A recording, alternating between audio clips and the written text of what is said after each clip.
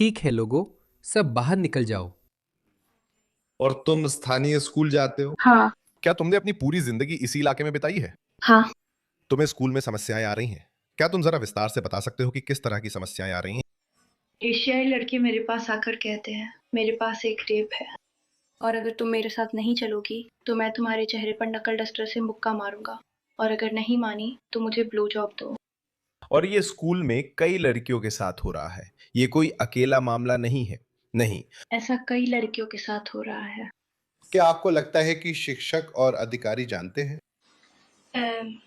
हाँ। मेरा मतलब है आप जानती होंगी कि एज ऑफ द सिटी कार्यक्रम खास तौर पर आप जैसी युवा लड़कियों पर केंद्रित था, जिन्हें एशियाई लोग इस इलाके में बहला फुसला कर शोषण के लिए निशाना बना रहे हैं। क्या आपको लगता है कि ये जो हो रहा है उसका सही वर्णन था? हाँ। क्या आपने पुलिस को बताया कि उन्होंने आपका बलात्कार करने की धमकी दी? हाँ। और पुलिस की प्रतिक्रिया क्या रही है? उन्होंने कहा वे जांच करेंगे। और बस इतना ही? हाँ। आपके शिक्षक की क्या प्रतिक्रिया थी? छात्रों को 15 स्कूल दिनों के लिए निलंबित किया जाएगा। ठीक है, बस इतना ही। हाँ। इन रोकथाम उपायों के काम न करने का कारण यह है कि इन्हें मूल निवासियों की मानसिकता को ध्यान में रखकर बनाया गया था। ऐसा क्यों है कि ये एशियाई पुरुष ही हैं? और जब हम एशियाई की बात करते हैं तो मैं आपको गारंटी दे सकता हूं कि उनमें से ज़्यादातर मुस्लिम हैं और ब्रिटिश पाकिस्तानी पृष्ठभूमि के हैं। मैं इसकी गारंटी देता हूं क्योंकि भारतीय या हिंदू ऐसे नहीं हैं। हर समाज में समस्याएं होती हैं। हिंदुओं में भी घिनौने लोग होते हैं, जैसे गोरों में भी घिनौने लोग होते हैं, वैसे ही मुसलमानों में भी घिनौने लोग होते हैं। हर समाज में घिनौने लोग होते हैं, लेकिन हर समाज उस समस्या को अलग तरीके से सुलझाता है और हर समाज उन वर्जनाओं को अलग नजरिए से देखता है। क्या आपको याद है जब पश्चिमी देशों में कहा जाता था कि अगर पेडोफाइल जेल जाए तो उसे अंदर अलग तरह की सजा भुगतनी पड़ेगी? अब यूके में ऐसा नहीं होता। क्यों? क्योंकि ब्रिटिश जेलें अब मुसलमानों द्वारा चलाई जाती है। ये मेरे शब्द नहीं हैं, ब्रिटेन के पसंदीदा इस्लामवादी प्रचारक रोशन अमसाले के शब्द हैं। और बाद में उन्होंने वो ट्वीट डिलीट कर दिया जब उन्हें मुसलमानों से आलोचना मिली। वे बोले, अरे भाई, ये कोई ऐसी बात नहीं है जिस पर हमें घमंड करना चाहिए। मुसलमान अपने वहशी और विकृत लोगों से अलग तरह से निपटते हैं। इसके प्रति उनका नजरिया अलग होता है। मुस्लिम सोच यह होती है कि वह हिजाब नहीं पहनती, बुर्का नहीं पहनती, उसके साथ उसका पिता नहीं है। ओह, उसके पिता को फर्क नहीं पड़ता कि वह मर्दों या अपनी उम्र के लड़कों से बात कर रही है, इसलिए वह आसान शिकार है। मैं कह रहा हूं, सबसे उदार लिपस्टिक मुसलमान भी यही कहेंगे। बुश हसेक ने एक बार ट्वीट किया था, अगर मुझे वह ट्वीट मिल गया तो मैं उसे शामिल करूंगा, जिसमें उन्होंने एक बार कहा था कि ओह, एक वजह है कि गोरी लड़कियों के साथ रेप हो रहा है और मुस्लिम लड़कियों के साथ रेप नहीं होता। किसी ने पूछा, आपको ऐसा क्यों लगता है? वह बोली, ओह, तुम उस बातचीत के लिए तैयार नहीं हो।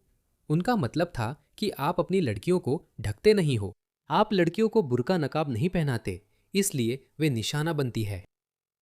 और यह सच है, कुरान में वास्तव में ऐसा ही कहा गया है। अब भी बहस जारी है कि जिल्बाब से उनका क्या मतलब है। कुछ लोग कहते हैं कि यह सिर्फ हिजाब है, कुछ लोग कहते हैं कि पूरा नकाब, पूरा बुर्का, जो भी हो, इससे फर्क नहीं पड़ता।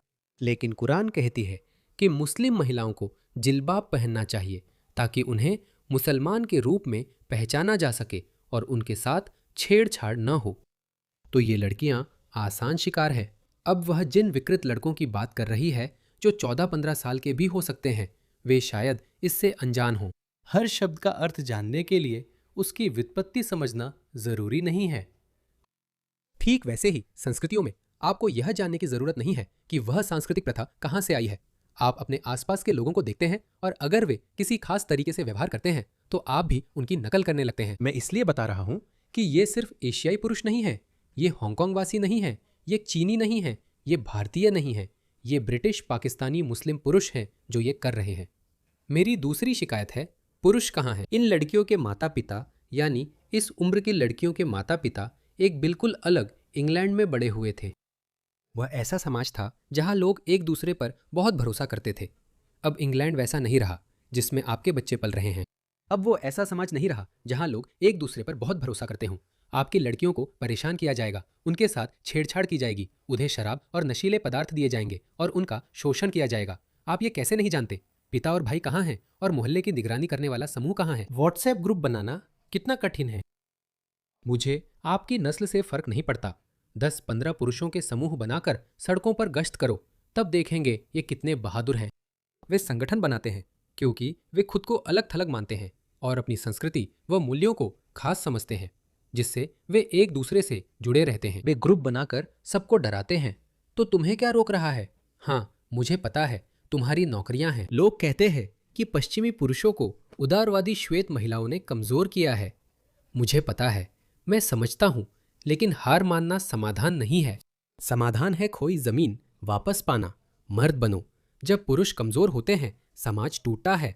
उन महिलाओं को नजरअंदाज करो जो कहती हैं हमें पुरुषों की जरूरत नहीं, लेकिन उन्हें पुरुषों की जरूरत है।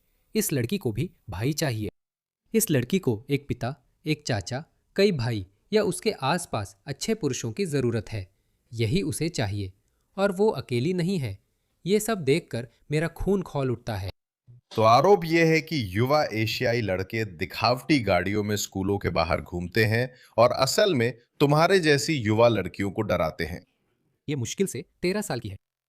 क्या ऐसा ही है? हाँ। और ये हफ्ते में 1 बार 2 बार हो रहा है? हर दिन। हर दिन। और अधिकारियों को पता है कि ये हो रहा है, लेकिन वे इसके बारे में कुछ नहीं कर रहे हैं। जब ये लोग आपको निशाना बनाते हैं तो आपको कैसा महसूस होता है? मुझे उनसे डर लगता है और डर भी लगता है। मुझे बहुत अफसोस है। मुझे इस जवान लड़की के लिए बहुत अफसोस है। ऐसी हजारों लड़कियां हैं जो दूसरी सांस्कृतिक पृष्ठभूमि से आती हैं, और बाकी हर संस्कृति भी उतनी जिम्मेदार है। हम मुख्य दोषियों को जानते हैं। इन्हीं लोगों का इस तरह के अपराधों में अनुपात से अधिक प्रतिनिधित्व होता है। लेकिन स्थानीय परिषदों द्वारा जारी किए गए उनके प्रचार वीडियो में अंदाजा लगाइए कि बुरा आदमी कौन है और अच्छा आदमी कौन है। इसे देखिए। सच में यह मनगढ़ंत नहीं है। मुझे जाना है, मेरा बॉस वहाँ है, कल मिलूंगी। फिर मिलेंगे। तुम सही कह रही हो, तो फिर तुम कहाँ जा रही हो?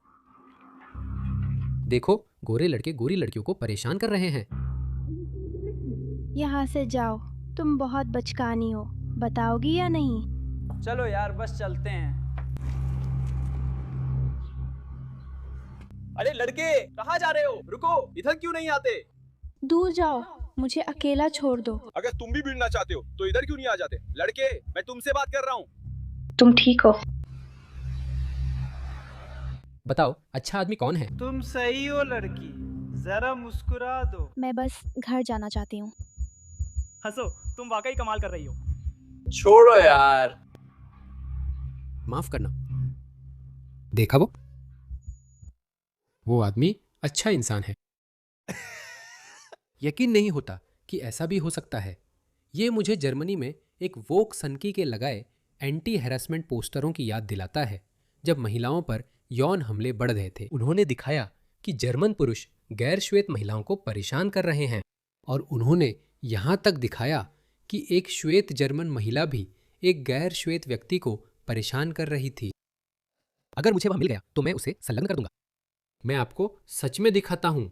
देखिए, ये एक चेतावनी है।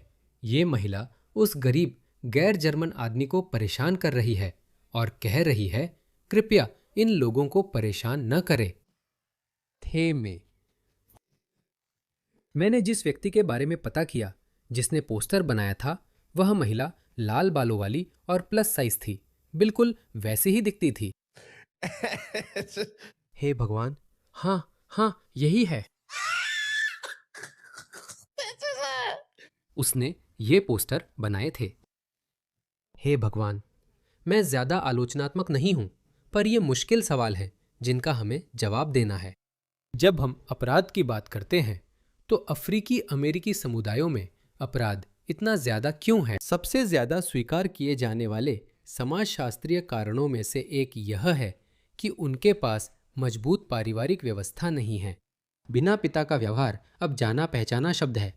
क्या यही यहाँ हो रहा है? इन लड़कियों के पास पिता नहीं है। इन लड़कियों की जिंदगी में कोई मजबूत पुरुष नहीं है। अगर ऐसा है तो मुझे अफसोस है। आपका समाज पतन की ओर है। या पहले ही पतन की ओर था। आप जानते हैं, जब कोई शिकारी शिकार करने जाता है तो वह सबसे कमजोर बीमार को ही चुनता है। यही ठीक हमारे समाजों के साथ भी हो रहा है। पिता कहाँ है? भाई कहाँ है? मोहल्ले में मजबूत पुरुष कहाँ है? इसे देखिए, इनका तरीका क्या है? ये ऐसे ही अपना काम करते हैं। नाई की दुकानें, वेब शॉप्स, टैक्सियाँ, कबाब की दुकानें, यही है उनके ठिकाने। अगर आप अपनी बेटियों को वहां भेजते हैं या यहाँ तक कि अपने बेटों को भी वहां भेजते हैं तो आप मूर्ख हैं। अगर आप अपने बच्चे की गतिविधियों पर नजर नहीं रखते तो आप मूर्ख हैं। मैं समझता हूँ यह बहुत मुश्किल है। मैं भी एक पिता हूँ। किसी ने कहा था कि माता पिता बनने के साथ कोई मार्गदर्शिका नहीं आती, बहुत कुछ नहीं पता होता, लेकिन बच्चों की जिंदगी में शामिल रहना चाहिए। ये कैसे संभव है? पुलिस ने चेतावनी दी है कि वेब की दुकानों का इस्तेमाल स्कूली बच्चों को फुसलाने की आड़ के रूप में किया जा रहा है। वो एक खतरनाक भयानक शिकारी है। ठीक है, मैं आपको थोड़ा सा विवरण देता हूँ। वह इस आदमी के बारे में बात कर रही है जिसका नाम टोनी इकबाल है। उसने बिल्कुल भी पछतावा नहीं दिखाया है। वो स्कूल यूनिफॉर्म में बच्चों को अपनी दुकान के पिछले हिस्से में लुभा रहा है। हाँ। वेब्स के जरिए। हाँ, और शराब और THC। और ये एक बाल यौन शोषक था। आपको लगता है कि वो जानबूझकर स्कूल के बच्चों को आकर्षित करने के लिए वेब्स का इस्तेमाल कर रहा था ताकि वो उनका यौन शोषण कर सके? 100%। इसका मेरा मतलब है इसका और कोई कारण नहीं हो सकता। पहले उसका एक वेब शॉप हैज़ में ब्रोमली में था और एक 16 साल की पीड़िता वहाँ नौकरी मांगने आई थी। उसने कहा मुझे काम चाहिए और उसने उससे कहा हाँ ठीक है, तुम मेरे लिए 4 दिन काम कर सकती हो, मैं तुम्हें 180 पाउंड दूंगा। एक 16 साल की लड़की को जिसे वो जानता भी नहीं था। और फिर वो बताती है कि पहले दिन उसने वहाँ 4 घंटे काम किया, कुछ भी नहीं हुआ। दूसरे दिन जब वो आई तो वो उसके साथ तुरंत बेहद अश्लील तरीके से पेश आने लगा। उसे कहने लगा कि वो उससे प्यार करता है, उसे गले लगाने लगा, उसे चूमने की कोशिश करने लगा। फिर वो उसी दिन रिपोर्ट करती है क्योंकि उसके नितंब पकड़ते ही वो दुकान से भाग जाती है और सोचती है मुझे यहाँ से निकलना होगा, मैं मुसीबत में हूँ। ये बाल यौन अपराधी दूसरी दुकान में दूसरी बार अपराध करता है जबकि वह पहले से ही जमानत पर था और दूसरी दुकान में भी इसी तरह के आरोपों के लिए। इस बारे में आप क्या सोचते हैं? स्पष्ट रूप से हेयस की उस दुकान की इस घटना के बारे में किसी तरह की जागरूकता थी और इसलिए उस व्यवसाय को उसने बंद कर दिया और फिर वो उस जगह चला गया जो उसे लगा कि शायद उस घटना से और दूर है, सोचते हुए ओह कोई मुझे नहीं जानता, कोई नहीं जानेगा। वो वैसा ही व्यवसाय शुरू कर अपने इरादे के साथ बढ़ता है। आप टोनी इकबाल सिंह के बारे में कैसा महसूस करते हैं? वो एक खतरनाक अपराधी है। उसने एरिन के साथ जो किया उसके लिए उसने बिल्कुल भी पछतावा नहीं दिखाया है। उसने अपनी किसी भी हरकत के लिए, आप जानते हैं, बिल्कुल भी पछतावा नहीं दिखाया है। वो एरिन और दूसरी पीड़िता को जिम्मेदार ठहराता है, यहाँ तक कि अब भी वह यह स्वीकार नहीं करता कि उसने जो किया उसमें उसकी कोई गलती थी या उसमें उसकी कोई भूमिका थी। वो घृणित है और खतरनाक भी है क्योंकि उसने ना तो अपनी गलती मानी है और ना ही कोई समझदारी दिखाई है, जिसका मतलब है कि उसके फिर से अपराध करने की संभावना बहुत ज्यादा है। आपको कितनी चिंता है कि ऐसे और भी मामले हो सकते हैं? मुझे सच में बहुत चिंता है। मुझे लगता है कि और भी पीड़ित हैं। मुझे नहीं लगता कि उन्हें पता है कि वे पीड़ित हैं और इसलिए मुझे सच में चिंता है कि वहाँ और भी पीड़ित हैं जो खुद को दोषी मान रहे हैं और सामने नहीं आ रहे हैं, सोच रहे हैं ठीक है, ये मेरी गलती थी कि मैं गई। अगर उन्हें ऐसी चीजें मिलती रही तो ये चलता रहेगा। क्योंकि वे बच्चे हैं, उन्हें इससे ज्यादा समझ नहीं है। उन्हें अच्छे और बुरे में फर्क नहीं पता।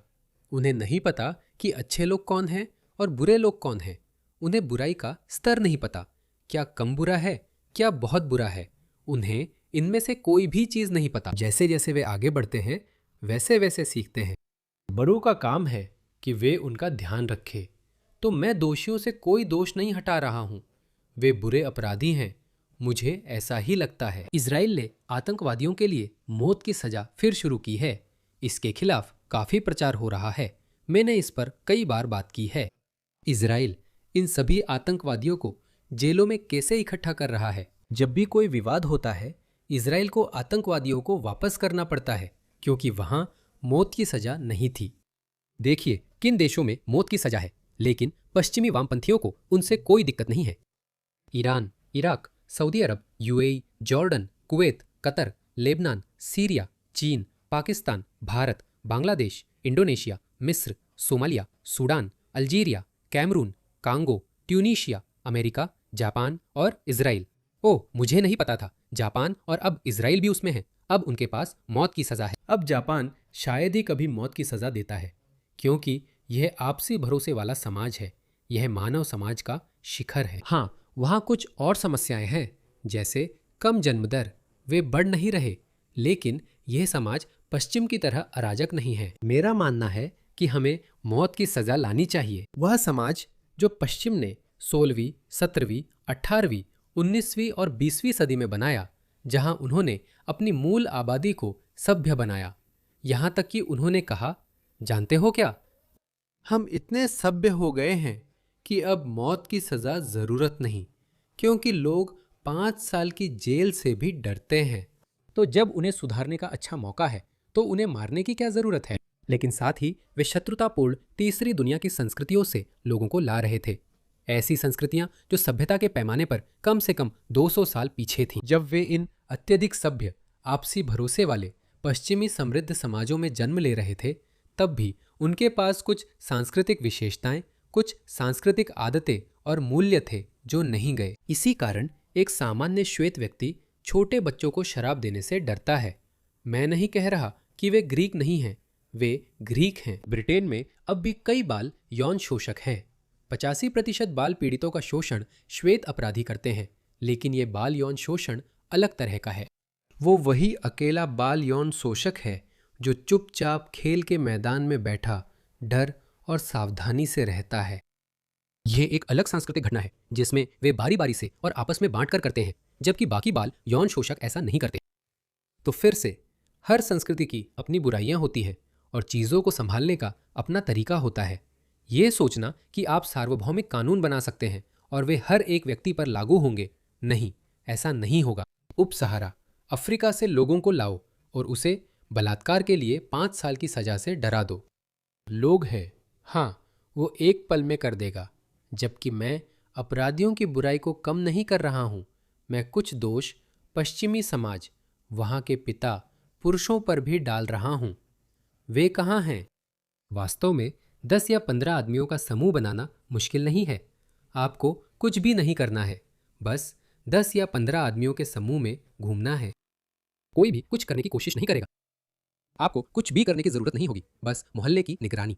यही वजह है कि मुझे रूपर्ट लोवे की ऊर्जा बहुत पसंद है। मैं इस वीडियो को इसी ट्वीट के साथ खत्म करूंगा। सच कहूँ तो मैं बलात्कार को बढ़ावा देने के बजाय खुद को नस्लवादी या इस्लामोफोब कहलाना पसंद करूंगा। हमारी रेप गैंग की जांच में जो कुछ हमने देखा और सुना है, उसके बाद ये बेकार के शब्द अब कोई असर नहीं डालते। ये बिल्कुल सच है, वो सही कह रहे हैं। मर्दों जागो, ये बहाना कि हमारी उदारवादी महिलाएं हर समय हमारे पीछे पड़ती रहती हैं या हम जेल जाएंगे, सही नहीं है। ऐसी धमकियां मर्दों को दबा नहीं सकती। कम से कम मुझे अब भी विश्वास है, मैं अब भी एक मर्द हूं, कि अगर मैं कुछ देखूं तो मुझे लगता है कि मैं किसी अपने के लिए आग में कूद जाऊंगा। अगर मैं किसी 13 या 14 साल की पड़ोसी लड़की को जानता हूं और उसके साथ कुछ हो रहा है तो मैं जरूर, मुझे आगे क्या होगा नहीं पता, हो सकता है मुझे गंभीर चोट लग जाए या मैं घायल हो जाऊं, या बाद में मुझे कानून लागू करने वाली एजेंसियों द्वारा परेशान भी किया जा सकता है, लेकिन उस पल में आप कूद पड़ते हैं। हमें ऐसे मर्दों की फिर से जरूरत है। हमने बहुत सारे वीडियोस देखे हैं जिसमें आदमी बस इधर उधर देख रहे हैं, कुछ हो रहा है, वे कुछ नहीं करते। लेकिन फिर हम कुछ ऐसे मर्द भी देखते हैं जो कुर्सियों से जो भी हाथ लगे उससे मुकाबला करते हैं। मुकाबला करो। एक बदमाश तभी और हिम्मत करता है जब उसे कोई जवाब नहीं मिलता।